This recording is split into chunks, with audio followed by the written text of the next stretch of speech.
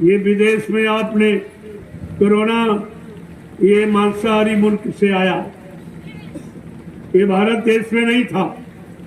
ये चीन मांसाहारी मुल्क है, वहां से कोरोना नाम की बीमारी आई।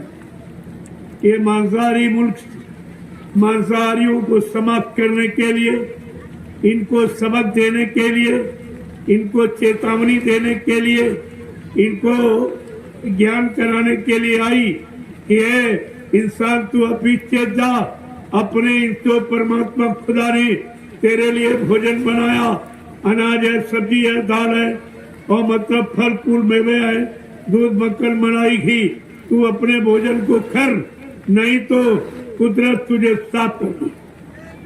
मुसलमान आपस में लड़ेंगे, अपनी हानि आप करेंगे। ये पैगाम फकीरों का, अगर तुमने अपना आहार भोजन न किया, तुम्हारी बुद्धि खराब हो जाएगी, तुम आपस में लड़ भिड़ मर के मर जाओगे, ये सब देश वीरान हो जाएंगे और बचे खुचे देश ये भारत में मिल जाएगी।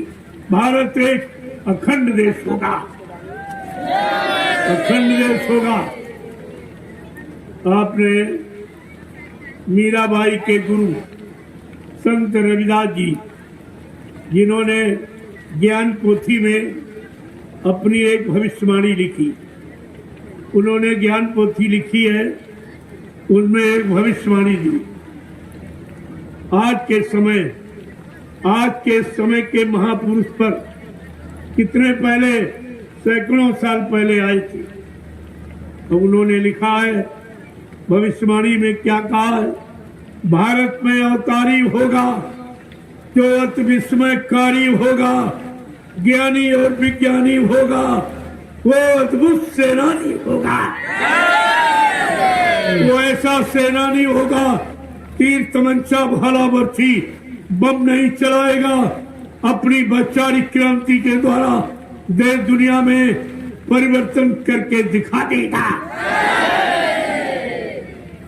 और क्या कह रहे हैं संत रविदास जी, और क्या कह रहे हैं, वो एक अनोखी लीला करेगा।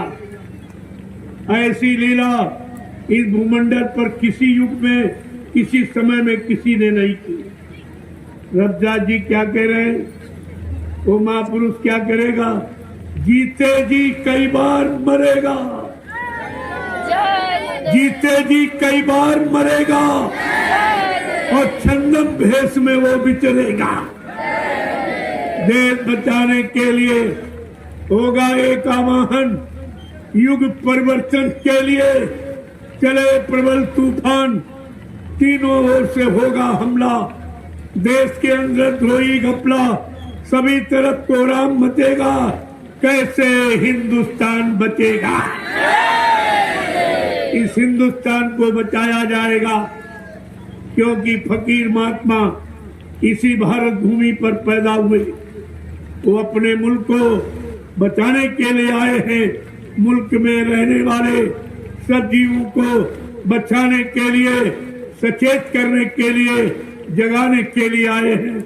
अगर आप उनकी बात मान लो तो तुम सब बच जाओगे। आगे क्या कह रहे रविदास जी कि जिसने भारत माँ सताई, इस भारत भूमि धरती माँ को जिसने सताया, जिसने धरती माता पर अत्याचार, अनाचार, पापाचार, व्यभिचार, मारकाट, हिंसा की है, वो एक भी बचने वाले नहीं है। रविदास जी ने क्या कहा है, जिसने भारत माँ सताई, जिसने इसकी करी लुटाई। कौन कौन, किसने लूटा इस भारत माता को? नेता, मंत्री और अधिकारी, इनको जान बचाना होगा भारी। अब इनको जान बचाना मुश्किल हो जाएगा। इन्होंने भारत भूमि को लूटा, भारत भूमि पर रहने वाले जीवों को लूटा, उनको परेशान किया, उनको ठगा, महंगाई के द्वारा, टैक्सों के द्वारा, कहा ये एक भी नहीं बची। क्या कह रहे हैं, ये संतवाणी है, ये अमिट है, इसे कोई मेट नहीं सकता। रविदास जी क्या कह रहे हैं? नेता मंत्री और अधिकारी इनको जान बचाना होगा भारी। ये भारी पड़ जाएगा, जान बचाना यानी मुश्किल हो जाएगा। आगे क्या कह रहे हैं? ये सब अपने अपने घर मकानों को छोड़ के भगेंगे, ये छिपेंगे। नेता मंत्री और अधिकारी जान बचाना होगा भाई, छोड़ सब मैदान भगेंगे। एक दिन ये सब भगने की तैयारी करेंगे, इसलिए इन्होंने विदेश में अपना अड्डा बना लिया। सारी भारत की संपत्ति विदेशी बैंकों में जमा करके अपना अड्डा, अपना स्थान बना लिया कि भारत देश पर आपत्ति आने वाली, मुसीबत आने वाली, दैवी प्रकोप होने वाला तो मैं भाग जाऊंगा अपने बाल बच्चे लेकर।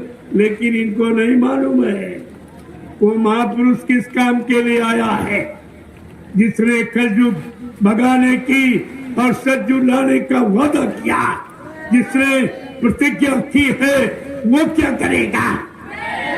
क्या वो बैठा रहेगा? क्या कहा है? देखो रविदास जी ने कि नेता मंत्री और अधिकारी इनको जान बचाना होगा भारी। एक दिन ये छोड़ सब मैदान भगेंगे, अपने अपने घरों में छिपेंगे। लेकिन महापुरुष क्या करेगा? ढूंढ ढूंढ कर बदला लेगा, सब हिसाब चुकता कर देगा।